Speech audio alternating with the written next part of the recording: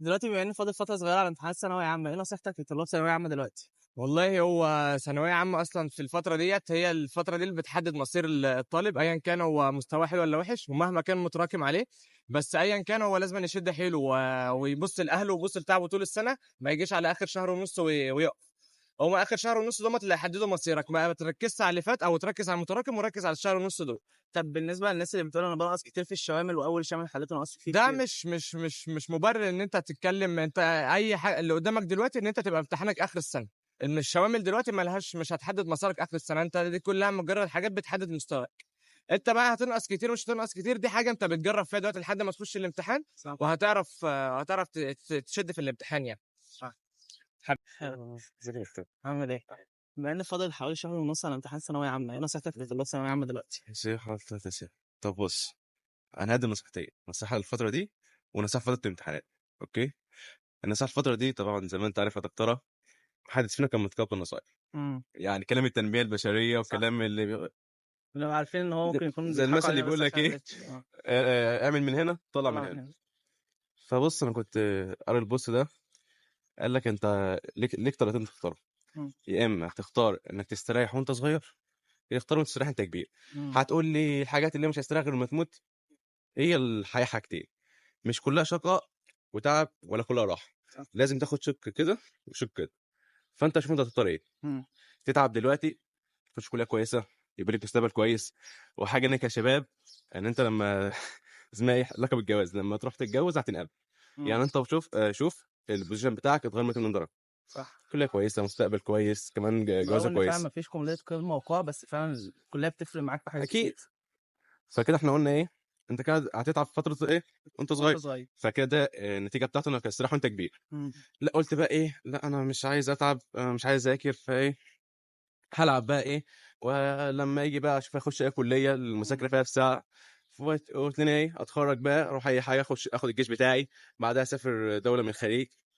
ما انت كده هتقضي بقى عمرك متغرب عن اهلك. لا وكمان مش مضمون، يعني انت لما بتسافر بره مش مضمون ايه هو اللي اكيد مش هيحصل. مضمون، بس انت اخترت اللي هي ايه، حاجه صعبه انك تتعب وانت كبير في المكان اللي تستريح نفسك وانت صغير. مم. فعايز اقول لك عندك حاجتين: انت لسه في البر، يا تتعب وانت صغير لازم تضغط على نفسك وتيجي على يا نفسك تتعب وانت عشان كبير. تستريح بعد كده. ما ده اكيد.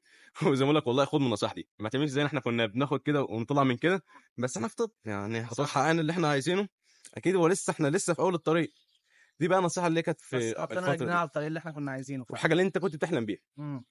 دي اول نصيحه. تاني نصيحه فتره الامتحانات، عشان دي فرقت معايا. يعني طبعا انت عارف امتحانات الكيمستري بتاعنا وامتحان اه البيولوجي لا بس يعني الكيمياء كان مش وحش، بس عايز بس وقت عايز اكتر. وقت، ده اكيد. لان في ناس قعدت تطلع اشاعات وان هو لا مستحيل، لا، لا هو كان الكيمستري كان عادي سهل، صراحه. هو البيولوجي كان اصعب. مم. فالنصيحه بتاعت فتره الامتحانات: خليك بارد. يعني صح. مش بارد اللي هو لا، ما تسمعش بارد الكلام الناس والاشاعات وكده. خالص. ناس بيعيطوا في اللجنة، ناس بيصوتوا، ناس راحوا الإسعاف. انت مالك، امتحان صعب على كله، صح. سهل على كله. لو ف... صعب التنسيق هيقل، ولو سهل التنسيق فزي ما هيعلى، قلت لك كلها خليك زي بعض. بارد، ما يسمعش لحد. وانا عارف انت مستحمل الضغوطات بتاعت اهلك يعني، مم. والضغط بتاع نفسك، ويقول لك كمان من الضغط النفسي بتاعك. فزي ما قلت لك استحمل، يعني فاضل خلاص شهر ونص مم. وهتستريح بعدين والله. صح. فبس كده، يلا ربنا معاكم ويوفقكم. ماشي، شكرا شهر لك. ونص بس يا ابطال. ركز خلاص. معاك بس انت. إيه، بما ان فاضل شهر ونص على امتحان ثانويه عامه وخلاص قربوا يمتحنوا، ايه نصيحتك لطلاب ثانويه عامه؟ ان هو ما ييأس مثلا مهما عدى او مهما فاته كتير، يحاول. ومهما كان مثلا بيلاقي نفسه اللي هو بعيد، يرجع تاني وممكن يذاكر فيه وقت كتير ليه. وممكن مثلا لو هو عايز يحل، لازم يحل كتير. وحتى لو هو بيغلط فعادي، ده الطبيعي ان هو انت تغلط، بس انت تحل اكتر عشان انت تشوف حاجات اكتر. مم. تبقى لما تيجي قدام امتحان ما تفاجئش من صعوبته. تقعد بس تحل كتير، وانك ما تيأس، وانك ما تتعبش، وانك ما تحسش خلاص إن الوقت ضاع. لا، لسه فيه مهما حصل. طب بالنسبه للناس اللي هي حاسه ان هي ناسيه بس هي لسه ما رجعتش، بتقول انا ناسيه كل لا، حاجه ده ومش فاكر. طبيعي، ده طبيعي انك اول ما يعني انت بتذاكر وتسيب حاجه شويه تروح تذاكر حاجه، فانت اصلا تلاقي نفسك نسيتها، ما انتش فاكر مم. حاجه. بس لما تيجي تذاكرها اكيد بتجيبها بسرعه. مم. ولما تيجي تحل عليها بقى اكيد تاني بتثبت بقى خلاص، بتبقى يعني اكنها حاجه بسهوله خالص بتحلها. فلما تيجي تشوفها تاني يبقى سهله بالنسبه لك. صح. ماشي، شكرا مصر. اهلا بيك.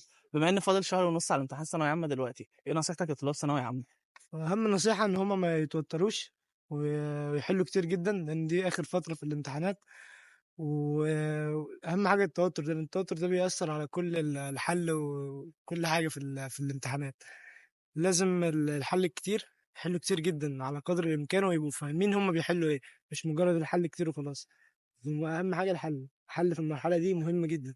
إمم. طب بالنسبة للناس اللي بتحل وبتقول مثلًا أنا باغلط. هو عادي الغلط في المرحله دي عادي جدا، إمم. بس هو اهم حاجه هو الغلط تمرين. يعني مثلا انا عندي 10 غلطات في الامتحان اتعلم منهم. صح. ده اهم حاجه في حل الامتحانات. إمم. مش مهم الغلط ابدا. طب بالنسبة مثلًا لو واحد بيقول إن هو أهله شايفين إن هو مش بيذاكر أو بيقولوا أنت ما بتذاكرش، نصيحتك إيه ليه؟ هو وهو بيعمل شايف اللي يعني هو عليه. بيقول إن هو بيعمل اللي عليه بس أهله مش شايفين كده. لا، ما دام هو بيعمل اللي عليه يسيب الباقي على ربنا، وربنا هيكرمه ان شاء الله، لان ربنا ما بيضيعش تعب حد ابدا. إمم. ودي مقوله خالده يعني. إمم. شكرًا دكتور. بما إن فاضل فترة صغيرة على امتحانات ثانوية عامة وفاضل شهر ونُص، إيه نصيحتك لطلاب ثانوية عامة؟ نصيحتي إن هم بس شهر ونص يعني يبذلوا أقصى جهدهم فيها وأقصى ما يقدروا يعملوه. شهر ونص يعني ما تضيعش أي وقت، ما تضيعش أي لحظة فيهم، حاول تذاكر دايما لأنها هتحدد حياتك كلها بعد كده، هتحدد مصيرك. ثانوية عامة يعني مذاكرة كتير عشان هتحدد مصيرك في بقية حياتك. لازم تعمل اللي عليك وإن شاء الله ربنا يكرمك وتوصل اللي أنت عايزه أكتر بإذن الله. طب بالنسبة للي هو زي ما قُلت لك إن في ناس بتحبطك أو مثلًا صحابك يقول لك أنت كده ما ذاكرتش من أول السنة، ويقولوا لك لأ خلاص أنت مش لازم تذاكر. لا دول ما تسمعش كلامهم خالص واعمل اللي عليك وإن شاء الله ربنا يكرمك وتوصل اللي أنت عايزه أكتر بإذن الله. تمام.